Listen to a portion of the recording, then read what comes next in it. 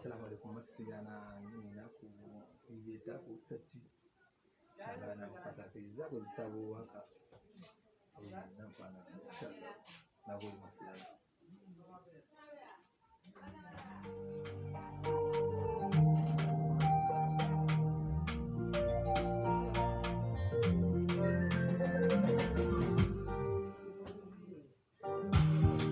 Soyayya ce mai sa a zauce, na yau gamo da wata yarinya ce,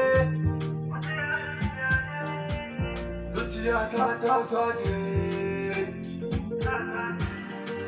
na kasa bacci, na shiga kunci, bacin abinci, kullum kaɗaici. Rayuwa in ba ke hoto ce,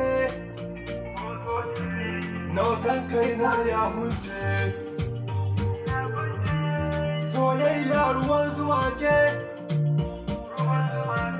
wasu ce ruwan guba ce. Ni dai na yoda ce, yarinyar mai tarbiyya ce. Ga daɗin zance, ta ci ado kyakkyawa ce, in ba ke zan zauce,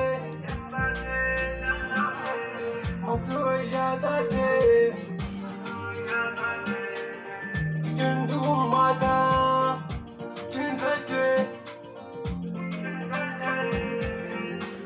ba laifi in na zauce.